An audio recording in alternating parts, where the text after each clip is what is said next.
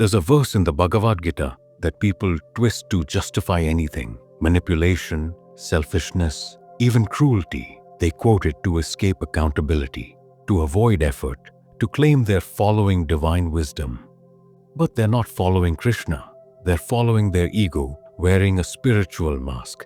And the dangerous part, the verse itself, is pure truth. It's the misuse that destroys lives. In chapter 9, verse 30 of the Bhagavad Gita, Krishna says something radical. Even if one commits the most abominable action, if they are engaged in devotional service, they are to be considered saintly because they are properly situated in their determination. Wait, the most abominable action and still saintly? This is the verse people abuse more than any other.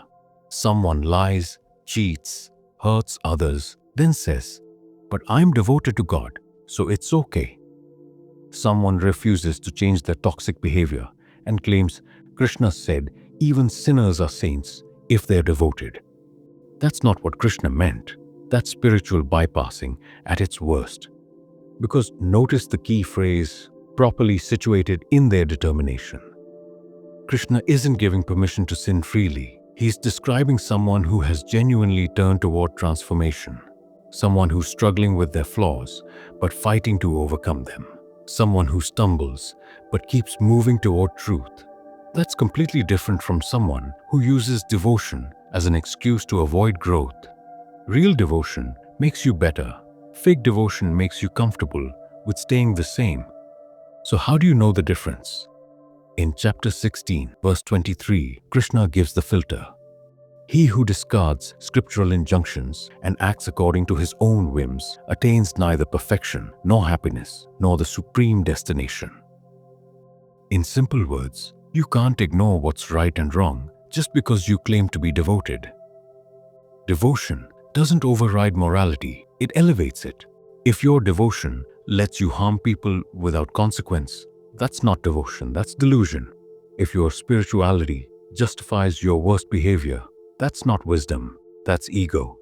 The verse isn't saying actions don't matter.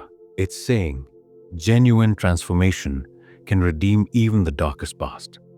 But transformation requires change, not just belief, not just rituals, actual change. Think about it. A person who steals but genuinely wants to stop, who's working on themselves, who's devoted to becoming better, Krishna sees that effort. But someone who steals and says, "I'm devoted, so it doesn't count," that's not transformation, that's justification. And here's the final truth most people ignore. In chapter 7, verse 15 of the Bhagavad Gita, Krishna reveals who actually misuses these teachings.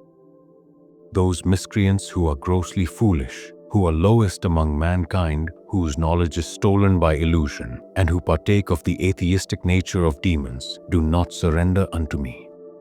Notice what he's saying? Knowledge stolen by illusion. These are people who have the words but not the understanding. They quote scripture but live in contradiction. They use divine teachings to serve their ego, not to transcend it. So here's the real test. If you're using this verse to justify bad behavior, you've misunderstood it completely. If you're using it to avoid taking responsibility, that's ego, not devotion. But if you're genuinely struggling, genuinely trying to change, genuinely devoted to becoming better, even when you fail, that's what Krishna was talking about. Because devotion isn't permission to sin. It's the power to transform. The most dangerous verse isn't dangerous because of what it says. It's dangerous because people use it to justify the very behavior it's asking them to overcome. If this made you rethink something, subscribe.